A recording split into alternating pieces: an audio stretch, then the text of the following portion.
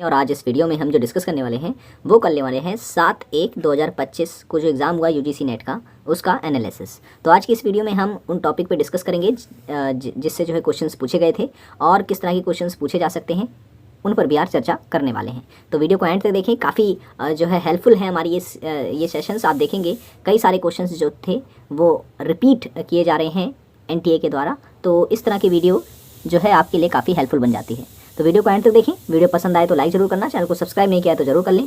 तैयारी कर रहे हैं यूजीसी नेट पेपर 1 के लिए तो आप हमारी पहले की वीडियोस को देख सकते हैं। लिंक इस वीडियो के डिस्क्रिप्शन में दे दी है, जहां पर मैंने टॉपिक एक्सप्लेनेशन पे वीडियो भी बना रखा है और प्रीवियस ईयर की जो है मैंने एक अलग प्लेलिस्ट बना रखी है, तो आप उसे भी देख सकते हैं। देखिए, कल जो एग्ज़ाम हुआ था उसमें जो पूछा गया वो पूछा गया ग्रीन हाउस गैस को लेकर के। ठीक है, ग्रीन हाउस गैस कौन कौन सी गैस होती है? क्लोरोफ्लोरोकार्बन, ठीक है, methane CH4, O3 ozone, nitrous oxide और जलवाष्प। ठीक है, ये आपको याद रखना है। ये क्या है? ये सारी के सारी ग्रीन हाउस गैसेस हैं। ये इसका प्रभाव क्या पड़ रहा है? इसका प्रभाव ये पड़ रहा है कि पूरे विश्व में जो है ग्लोबल वार्मिंग हो रहा है। ठीक है, ग्लोबल वार्मिंग हो रहा है, ग्लेशियर पिघल रहा है और नदियाँ जो हैं वो जलमग्न हो रही हैं। ठीक है, तो ग्रीन हाउस गैसों के बारे में आपको याद रखना है, बार बार यहाँ से क्वेश्चन पूछा जाता है।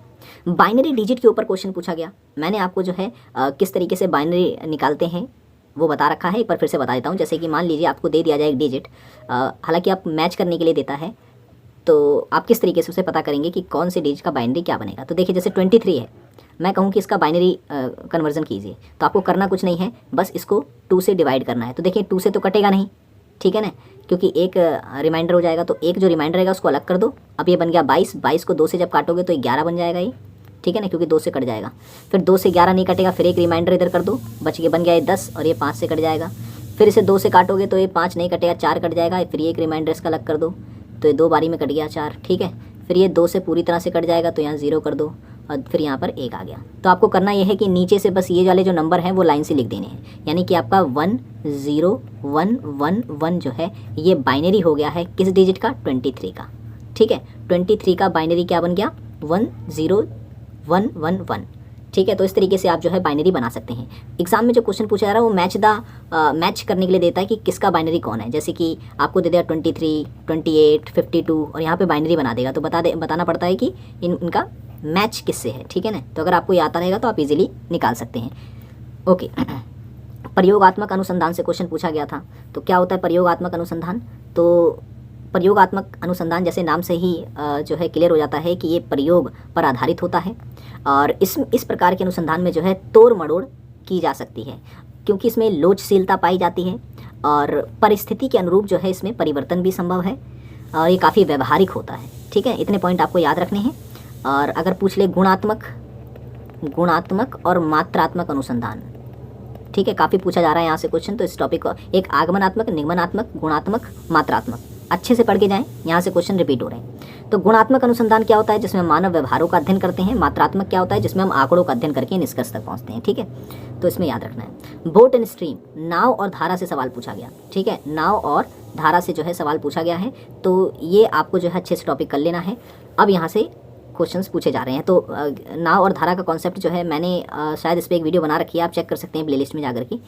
Up stream and down stream का कॉन्सेप्ट अगर आपको अच्छे से आता है तो बहुत ईजी होता है टॉपिक, आप इजीली कर सकते हैं। लेकिन अगर आप अप स्ट्रीम और डाउन स्ट्रीम कॉन्सेप्ट नहीं समझा है आपने तो आपको दिक्कत इसमें आएगी। परिकल्पना, इस बार भी देखें जो एग्जाम हुआ 7 तारीख को, उसमें भी जो है परिकल्पना यानी हाइपोथेसिस से क्वेश्चन पूछा गया। 3 तारीख को पूछा गया, 6 तारीख को पूछा गया और 7 तारीख को एग्जाम हुआ जो उसमें भी ये पूछा गया है। तो परिकल्पना की अगर हम बात करें तो क्या होती है, मैं पहले से बता चुका हूँ। परिकल्पना क्या होती है? मूल प्रारूपों का अनुसरण करके जो है खासतौर से तैयार की जाती है और ये कई प्रकार की होती है, मैं यहाँ लिखते चलता हूँ। ठीक है, एक होती है सरल परिकल्पना, ठीक है, सरल परिकल्पना, एक होती है जटिल परिकल्पना, ठीक है, और एक होती है शून्य परिकल्पना। ये मैं इसके प्रकार बता रहा हूँ, ठीक है, शून्य परिकल्पना, और एक होती है वैकल्पिक परिकल्पना, ठीक है, वैकल्पिक परिकल्पना, एक होती है संख्यायिकी परिकल्पना, और एक होती है तार्किक परिकल्पना। ठीक है, तो ये सब मैंने एक्सप्लेन कर रखा है अपनी वीडियोस में, तो यहाँ पे ये मैं एक्सप्लेन नहीं करने वाला, बस एक रिवीजन के तौर पे मैं आपको करवा दे रहा हूँ कि इसके प्रकार है। ठीक है, तो स्क्रीनशॉट आप लेना चाहे ले सकते हैं, मैं इसे मिटा रहा हूँ। चलिए, अधिगम की विशेषता पूछी गई थी, ठीक है ना, अधिगम की विशेषता, ना कि अधिगमकर्ता की विशेषता। तो अधिगम की विशेषता क्या होती है कि भाई ये एक प्रकार की जो है सोशल प्रोसेस है, यानी कि सामाजिक प्रक्रिया है, ठीक है, एक प्रकार की क्या है ये सामाजिक प्रक्रिया है ये, और जो है ये परिवर्तनशील प्रक्रिया भी होती है, ठीक है ना, परिवर्तनशील होती है, पर्यावरण के अनुसार इसमें हम बदलाव कर सकते हैं। उद्देश्य प्राप्ति या उद्देश्य प्राप्त प्रक्रिया भी इसे हम कहते हैं, ठीक है। और उसके बाद ये सार्वभौमिक प्रक्रिया भी कहते हैं इसे हम लोग, क्यों, क्योंकि सार्वभौमिक होती है, सार्वभौमिक प्रक्रिया, ठीक है, ये याद रखना है आपको। और अगर आपसे पूछ ले अधिगम के जो सिद्धांत हैं वो किसने दिए हैं, ये क्वेश्चन आपसे आगे हो सकता है पूछा जाए कि अधिगम के सिद्धांत किसके द्वारा दिए गए हैं। तो देखें, अधिगम का मतलब क्या होता है, सीखना। तो सीखने के अलग अलग तरीके जो है वैज्ञानिकों ने बताए हैं, ठीक है। तो कौन कौन से ऐसे वैज्ञानिक है, पहला नाम याद रखना है थॉर्नडाइक का, ठीक है, थॉर्नडाइक। और उसके बाद पावलॉक, ठीक है, पावलॉक का नाम याद रखना है, स्कीनर का नाम याद रखना है, और टॉलमैन का नाम याद रखना है। ये जो थे, ये इन्होंने जो है अधिगम के सिद्धांत बताए हैं कि एक व्यक्ति जो है किस किस तरीके से ज्ञान प्राप्त करता है, मतलब सीखता है, ठीक है। तो इनके बारे में आपको जो है थोड़ा थोड़ा पता होना चाहिए।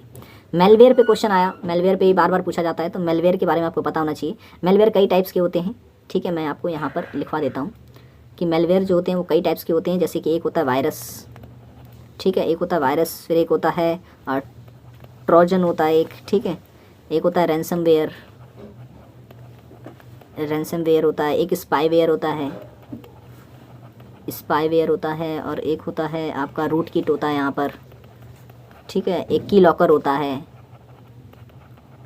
इन सब का मेनली जो है अलग अलग पर्पस है। जैसे स्पाईवेयर, उसका काम होता है कि आपकी डेटा होता है, जो फाइल होती है उसको स्पाई करना, उसकी जासूसी करना।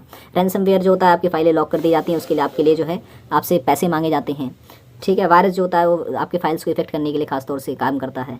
तो ये रैंसमवेयर, मतलब जितने भी मेलवेयर होते हैं इनके सबके अलग अलग जो है पर्पस होते हैं बनाने के। ब्लड रिलेशन करके जाना है, हर बार की तरह एक क्वेश्चन ब्लड रिलेशन का फिर से पूछा जाने लग गया है।